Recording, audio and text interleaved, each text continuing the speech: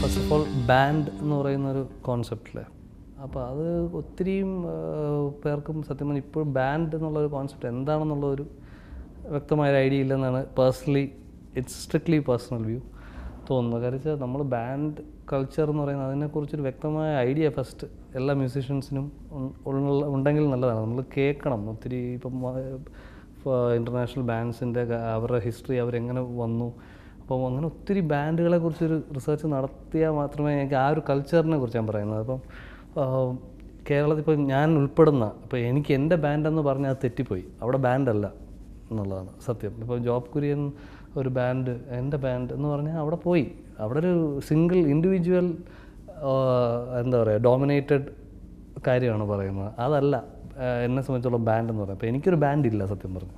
അപ്പോൾ എൻ്റെ കുറച്ച് സീനിയർ മ്യൂസീഷ്യൻസും എന്നെ ഇഷ്ടപ്പെടുന്ന മ്യൂസീഷ്യൻസുമായിട്ട് ഞാൻ കുറച്ച് ആ സർക്കിളിൽ പ്ലേ ചെയ്യുന്നതെന്ന് എനിക്ക് പറയാൻ പറ്റില്ല. എൻ്റെ ബാൻഡെന്ന് എനിക്ക് ഒരിക്കലും പറയാൻ പറ്റില്ല. ബാൻഡെന്ന് പറയുന്നത് എല്ലാവർക്കും തുല്യമായിട്ടുള്ള ഒരു ഇമ്പോർട്ടൻസും, അതിപ്പോൾ വോക്കലിസ്റ്റ് ഡോമിനേറ്റഡ് ആയിരിക്കില്ല ബാൻഡെന്ന് പറയുന്നത്. ഇപ്പോൾ വോക്കലിസ്റ്റ് എപ്പോഴും ആൾക്കാരിലേക്ക് ലിറിക്കലി പാട്ട് ആൾക്കാരിലേക്ക് പെട്ടെന്ന് എത്തുന്നതുകൊണ്ട് ഇമ്പോർട്ടൻസ് ചെറുതായിട്ട് കൂടുതൽ അവർക്ക് കിട്ടുമായിരിക്കാം. പക്ഷേ ബാൻഡിൻ്റെ ഉള്ളിൽ എല്ലാവർക്കും തുല്യ ഇതാണ് ശരിക്കും ബാൻഡ് കൾച്ചർ എന്ന് പറയുന്നത്. I feel it's that way. Even remuneration ആയാൽ പോലും അതിൽ ആർക്കും പ്രത്യേകമായിട്ട് ഇയാൾക്ക് കൂടുതൽ അങ്ങനെയൊന്നുമില്ല. അവരെല്ലാവരും അങ്ങനെയാണ് വർക്ക് ചെയ്യുക, ഈ തുല്യ പ്രാധാന്യത്തോടുകൂടി. അതാണ് ഒരു ബാൻഡ് കൾച്ചർ. അപ്പോൾ അങ്ങനെ ചെയ്യുന്ന ഒത്തിരി ബാൻഡ്സ് കേരളത്തിലുണ്ട്. ഇപ്പം ഫസ്റ്റ് എനിക്ക് പറയുന്നത് അവിയലായിരിക്കും ഞാൻ കണ്ടിട്ടുള്ളൊരു കേരളത്തിലൊരു ബാൻഡ്. പിന്നെ മദർ ജെയിൻ, 13AD, ഒത്തിരി നല്ല ബാൻഡ്സ് കേരളത്തിലുണ്ട്. അപ്പം അവരൊക്കെ ഒരു കൾച്ചർ അതാണ്. അപ്പോൾ അതായത് ഒരാളുടെ പേരിലല്ല ബാൻഡ് എന്ന് പറയുന്നത് അറിയപ്പെടുന്നത്. അതാണ് എൻ്റെ പേഴ്സണൽ വ്യൂ ആണ്. അപ്പോൾ ചുരുക്കം പറഞ്ഞാൽ എനിക്ക് ബാൻഡില്ല, ഞാനൊരു ബാൻഡിലെ അംഗമല്ല. ബാൻഡിലെ അംഗമാണെങ്കിൽ ഒരു പേരിൽ ഒരു ടാഗിൽ കുറച്ച് ആർട്ടിസ്റ്റുകൾ, അതിൽ വോക്കലിസ്റ്റ് ഉണ്ടാകും, ഗിറ്റാറിസ്റ്റ് ഉണ്ടാകും, പലരും ഉണ്ടാവും. അപ്പോൾ അവർക്ക് എല്ലാവർക്കും തുല്യ സെയിം അവരുടെ എല്ലാവരുടെയും കോൺട്രിബ്യൂഷൻസും ഒക്കെ അതിലൊരു ഇക്വാലിറ്റി ഉള്ള ഒരു സെറ്റപ്പാണ് എനിക്ക് തോന്നുന്നു ഞാൻ കണ്ടിട്ടുള്ള അല്ലെങ്കിൽ ഞാൻ പഠിക്കാൻ ശ്രമിച്ചിട്ടുള്ള ഒരു ബാൻഡ് കൾച്ചർ അതാണ്. അപ്പം അങ്ങനത്തെ ഒത്തിരി ബാൻഡ്സ് ഇപ്പോൾ വരുന്നുണ്ട്. അത് വളരെ ഒരു പോസിറ്റീവ് കാര്യമാണ്. ഈ പറഞ്ഞ പോലെ ഒരാൾ ഡോമിനൻ്റ് ആയിട്ടുള്ളൊരു സംഭവം അല്ലാണ്ട് എല്ലാവർക്കും അവരുടെ സ്പേസ് ഉള്ള ഒരു സംഭവം. ഇപ്പോൾ ഗിറ്റാറിസ്റ്റിന് അയാളുടെ റെക്കഗ്നേഷൻ കിട്ടുകയാണ്, കീബോർഡിസ്റ്റിന് he is the keyboardist of so and so band, അല്ലെങ്കിൽ അങ്ങനെ ഒരു ഡ്രമ്മർ. എല്ലാവരെയും ശ്രദ്ധിച്ചു തുടങ്ങി, ആൾക്കാർക്ക് ഇന്നും എല്ലാവരും അറിയാം. അതൊരു വളരെ സന്തോഷമായിട്ടുള്ളൊരു വളരെ പോസിറ്റീവായിട്ടുള്ളൊരു കാര്യമാണ്. അപ്പം അങ്ങനത്തെ ഒരു കൾച്ചർ ഇനിയും വരട്ടെ എന്നാണ് ഞാനും പ്രാർത്ഥിക്കുന്നത്. എനിക്ക് അങ്ങനെ ഒരു ബാൻഡിലെ അംഗമാകാൻ പറ്റിയാൽ അടിപൊളിയാണ്. അപ്പോൾ ഇൻഡിവിജ്വലായിട്ടുള്ള എൻ്റെ കാര്യങ്ങൾ കോൺസേർട്സും ഒക്കെ ഒരു സൈഡ് പോകുമെങ്കിലും അങ്ങനത്തെ ഒരു ബാൻഡിൻ്റെ അംഗമാകാൻ ഇതുവരെ എനിക്ക് സാധിച്ചിട്ടില്ല. പ്രോബബിളി വെരി സൂൺ അങ്ങനെ ഒരു ബാൻഡും എൻ്റെ ബാൻഡെന്ന് ഞാൻ ഒരിക്കലും പറയില്ല. ഞങ്ങളെല്ലാവരും ഒരു ടീം അങ്ങനെയാണ്. അതാണ് ഒരു ബാൻഡ് കൾച്ചർ എന്ന് എനിക്ക് പേഴ്സണലി ഫീൽ ചെയ്യുന്നു. ചിലപ്പോൾ തെറ്റായിരിക്കാം.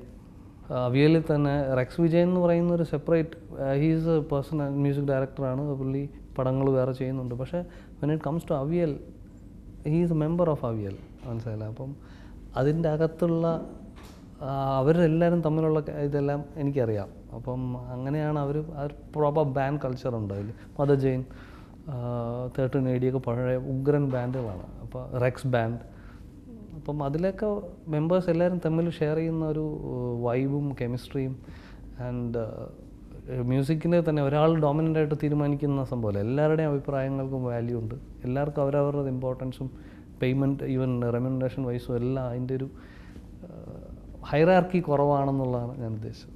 ഉറപ്പായിട്ടും ഈ പറഞ്ഞ പോലെ ഒരു നല്ല ക്യാമറ ഉണ്ട്, ഒരു നല്ലൊരു ടീമുണ്ട് ആസ് എ ബാൻഡ്, ഒരു നല്ലൊരു മ്യൂസീഷ്യൻ സർക്കിൾ ഉണ്ടെങ്കിൽ ഉറപ്പായിട്ടും നമ്മളൊരു റൂമിലിരുന്നായാലും നമുക്ക് നമ്മുടെ സംഭവം ഷൂട്ട് ചെയ്ത് എക്സ്പ്രസ് ചെയ്ത് മിക്സ് ചെയ്ത് പ്രോപ്പറായിട്ട് ചാനലിൽ ഇടാൻ, ലൈക്ക് ഓൺ യൂട്യൂബ് ഇടാൻ പറ്റും.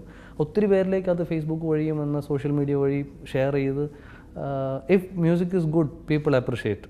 അതാണ് ആൾക്കാർക്ക് എന്നും നല്ലത് കൊടുത്താൽ അവർ എന്നും സ്വീകരിച്ചിട്ടുണ്ട്. അപ്പോൾ അതിനൊരു ഓപ്പർച്യൂണിറ്റി എന്ത് പറഞ്ഞാലും ആണ് ഈ ഫേസ്ബുക്ക് അല്ലെങ്കിൽ സോഷ്യൽ മീഡിയ എന്ന് പറയുന്നത്. അപ്പം പീപ്പിൾ ലൈക്ക് എനിക്കുമൊക്കെ നമുക്കൊക്കെ അതൊരു വളരെ ഉപയോഗമായിട്ട് തന്നെയാണ് വന്നിട്ടുള്ളത്. അതിൻ്റെ നെഗറ്റീവ് വശങ്ങളെക്കുറിച്ച് ചിന്തിക്കേണ്ട, എനിക്ക് അതിൻ്റെ പോസിറ്റീവ് സൈഡ് മാത്രമേ ഞാൻ നോക്കുന്നു. ഉറപ്പായിട്ടും ഇൻഡിപെൻഡൻറ്റ് മ്യൂസീഷ്യൻസിനെ ഹെൽപ്പ് ചെയ്യുന്ന ഒരു മീഡിയം തന്നെയാണ്. എന്തിന് ഇപ്പോൾ ഫിലിം ആയാലും നമ്മൾ അതിൻ്റെ പ്രൊമോ അല്ലെങ്കിൽ ട്രെയിലർ അല്ലെങ്കിൽ അങ്ങനെ എല്ലാം പോപ്പുലർ ആവുന്ന ത്രൂ യൂട്യൂബാണ് ഇപ്പം. അതിൻ്റെ വ്യൂവർഷിപ്പും അതൊക്കെയാണ് ഇപ്പം ഫസ്റ്റ് ആൾക്കാരിലേക്ക് എത്തുന്നത്. അത് കാലം മാറുന്നതനുസരിച്ച് അങ്ങനെ വന്നുകൊണ്ടിരിക്കുമല്ലോ. അപ്പോൾ it's nice that way also.